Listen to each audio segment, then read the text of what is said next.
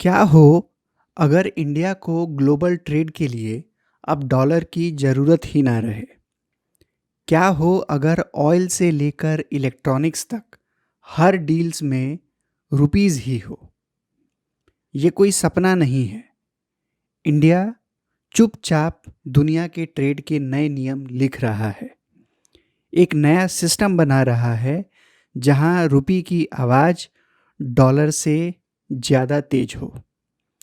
क्योंकि इस दफ़ा बात सिर्फ पैसे की नहीं, बात है ताकत की, भरोसे की और इंडिया के ग्लोबल पोजीशन की। नमस्कार, मैं हूं अनीश कुमार सिंह और आप सभी देख रहे हैं इंडिया न्यूज़ लाइव। आज के एनालिसिस में हम बात करेंगे एक बहुत ही इम्पॉर्टेंट मुद्दे पर, इंडिया के अपने फ्री ट्रेड पार्टनर्स के साथ रुपी में ट्रेड करने के फैसले पर। आज हम समझेंगे ये डिसीजन क्यों लिया गया, इससे इंडिया को क्या फ़ायदा होगा और दुनिया पर इसका क्या असर पड़ेगा। हम देखेंगे कैसे ये कदम डॉलर के डोमिनेशन को चैलेंज करता है और किस तरह से इंडिया अपने ट्रेड पार्टनर्स के साथ एक नया फाइनेंशियल सिस्टम क्रिएट कर रहा है। और सबसे ज़रूरी, हम ये भी डिस्कस करेंगे कि इस पॉलिसीज़ के चैलेंजेस और रियल ग्राउंड इम्पैक्ट क्या है। तो वीडियो के एंड तक बने रहिए, क्योंकि आज आप समझेंगे ये सिर्फ ट्रेड पॉलिसी नहीं बल्कि एक साइलेंट इकोनॉमिक रेवोल्यूशन है जो इंडिया चुपचाप शुरू कर चुका है। तो अब समझते हैं ये खबर असल में है क्या। इंडिया ने अपने फ्री ट्रेड पार्टनर्स जैसे यूएई, ऑस्ट्रेलिया, आसियान कंट्रीज़ और अफ्रीका के कई देशों के साथ एक नई ट्रेड पॉलिसी पर फोकस करना शुरू किया है।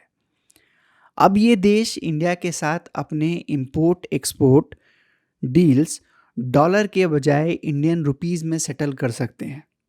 मतलब सिंपल है, अगर इंडिया यूएई से तेल खरीदता है या ऑस्ट्रेलिया से कोल इंपोर्ट करता है तो पेमेंट डायरेक्टली रुपीस में की जा सकती है बिना डॉलर कन्वर्शन के।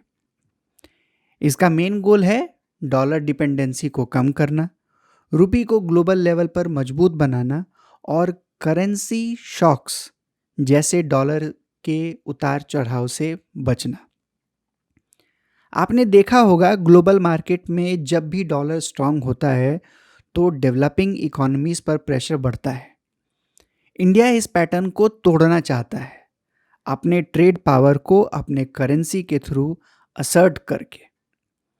ये एक प्रैक्टिकल और स्ट्रैटेजिक स्टेप दोनों है, क्योंकि जितने ज़्यादा कंट्रीज रुपी में ट्रेड करेंगे उतना ही रुपी का ग्लोबल एक्सेप्टेंस बढ़ेगा और इंडिया के लिए ये एक साइलेंट फाइनेंशियल डिप्लोमेसी का टूल बन जाएगा। अब बात करते हैं क्यों ये रुपी ट्रेड इतना इम्पॉर्टेंट है। क्योंकि दुनिया के लिए ये एक छोटा कदम लग सकता है, लेकिन इंडिया के लिए ये एक बड़ा इकोनॉमिक और स्ट्रैटेजिक मूव है। इसे हम 3 सिंपल पॉइंट्स में समझेंगे। पहला, इकोनॉमिक सोवरेनिटी। जब इंडिया अपने ट्रेड को रुपी में सेटल करता है तो वो अपनी इकॉनमी पर ज़्यादा कंट्रोल एक्सरसाइज करता है।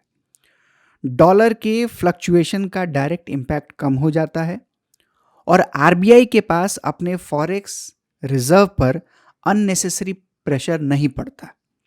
एक तरह से इंडिया अपने फाइनेंशियल डिसीजंस को वॉशिंगटन के मूड स्विंग से अलग कर रहा है।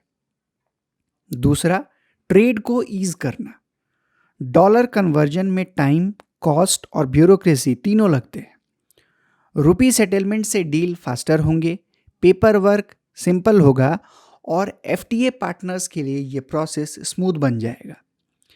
एक एक्सपोर्टर को अगर पेमेंट रुपी में मिलता है तो उसका प्रॉफिट मार्जिन भी बढ़ता है, क्योंकि एक्सचेंज लॉस कम हो जाते हैं। तीसरा है सॉफ्ट पावर डिप्लोमेसी। जब कोई देश इंडिया के साथ रुपी में ट्रेड करता है तो वो सिर्फ बिजनेस नहीं करता, वो इंडिया की इकोनॉमी पर ट्रस्ट दिखाता है। ये ट्रस्ट इंडिया के फाइनेंशियल डिप्लोमेसी को बूस्ट करता है और जितने ज़्यादा देश रुपी एक्सेप्ट करेंगे उतना ही रुपी एक सिंबल ऑफ रिलायबिलिटी बनेगा। बिल्कुल वैसे ही जैसे डॉलर आज के दुनिया भर में है। यानी रुपी ट्रेड सिर्फ एक स्ट्रेटजी नहीं, ये इंडिया के ग्लोबल इन्फ्लुएंस का एक नया फाउंडेशन है। अब इस पूरे पॉलिसी को सिर्फ इकोनॉमिक नज़रिए से नहीं बल्कि स्ट्रैटेजिक और जियोपॉलिटिकल लेंस से भी देखना जरूरी है। ये रुपी ट्रेड पॉलिसी एक क्लियर सिग्नल है दुनिया के लिए। इंडिया अब सिर्फ ट्रेड पार्टनर नहीं बल्कि एक अल्टरनेटिव फाइनेंशियल लीडर बनना चाहता है। देखिए, आज दुनिया में दो बड़े फाइनेंशियल पावर के सेंटर हैं, एक अमेरिका का डॉलर सिस्टम और दूसरा चाइना का युआन।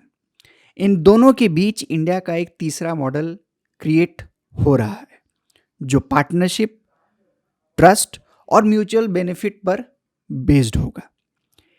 इंडिया के लिए ये policy south Asia, gulf countries और अफ्रीका में अपने इन्फ्लुएंस बढ़ाने का एक तरीका भी है।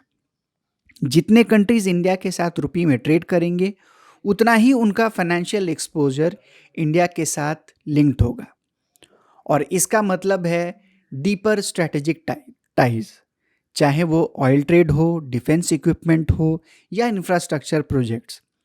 और पार्टनर कंट्री के लिए भी ये एक फायदे का डील है। वो वेस्टर्न बैंकिंग सिस्टम को ओवर डिपेंडेंस से दूर जा सकते हैं, क्योंकि जब भी ग्लोबल सैंक्शंस या डॉलर स्क्वीज होता है तो छोटी इकोनॉमी सबसे ज़्यादा सफ़र करती है। रुपी ट्रेड उनके लिए एक फाइनेंशियल कुशन बन सकता है, एक इंडिपेंडेंट चैनल जहां पेमेंट और पार्टनरशिप दोनों सेफ है। यानी इंडिया का ये कदम सिर्फ अपने इकोनॉमी को स्ट्रॉन्ग करने के लिए नहीं बल्कि एक नए फाइनेंशियल अलाइनमेंट क्रिएट करने के लिए है, जहां भारत अपना रोल एक रीजनल पावर से ग्लोबल इन्फ्लुएंसर तक एक्सपेंड कर रहा है।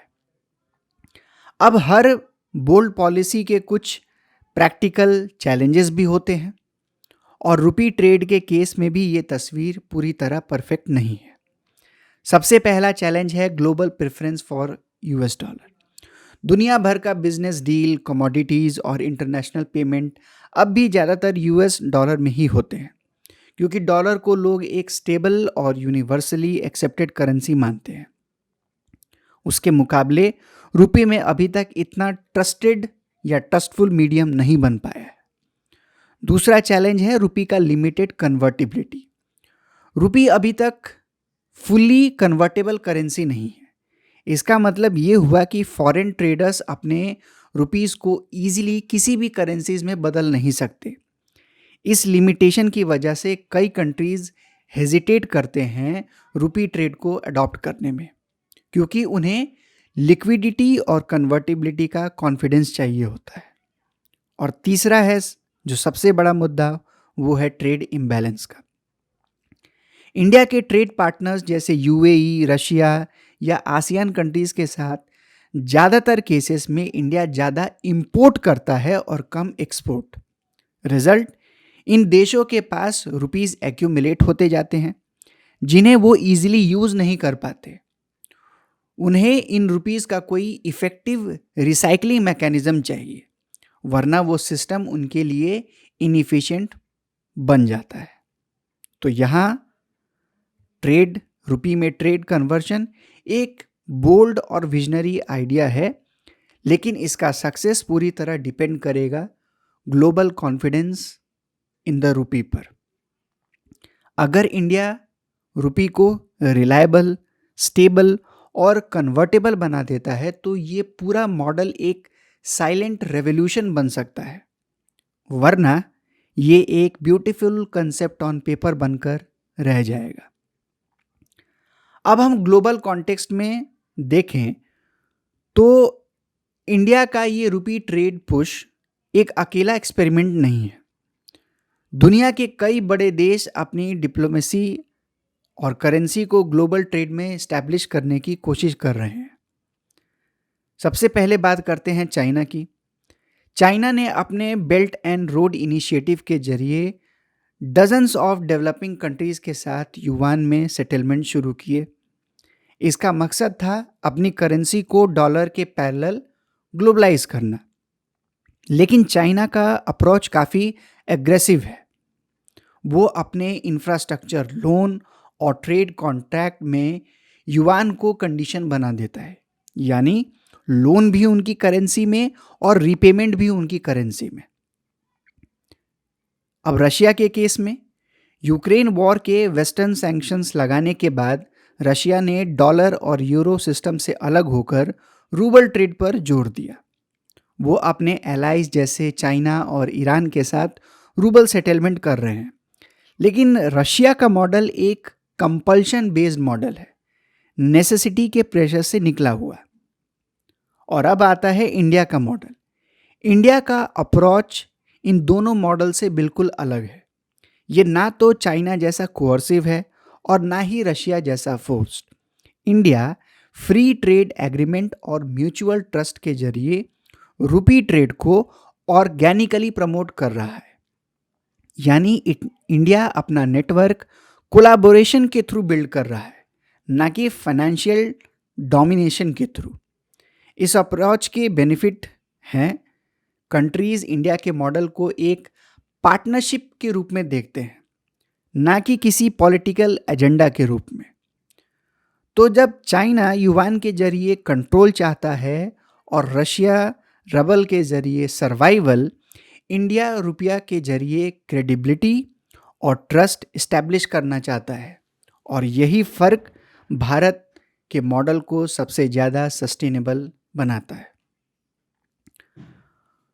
तो दोस्तों, अब हम इस पूरे एनालिसिस को थोड़ा पर्सनल लेवल पर ले चलते हैं। अगर इंडिया अपने रुपये को सक्सेसफुली इंटरनेशनलाइज कर लेता है तो ये सिर्फ पैसे की बात नहीं होगी, ये बात ताकत, इन्फ्लुएंस और ग्लोबल पोजीशनिंग की होगी। मेरा सवाल आपसे है, क्या आप सोचते हैं कि रुपये डॉलर के डोमिनेंस को चैलेंज कर सकता है? अपने विचार कमेंट्स में ज़रूर लिखिए। क्या इंडिया सच में रुपये को एशिया का नया फेस बना पाएगा? मैं आपके कमेंट्स का इंतज़ार करूंगा और बेस्ट थॉट को हम अपने नेक्स्ट वीडियो में हाईलाइट करेंगे।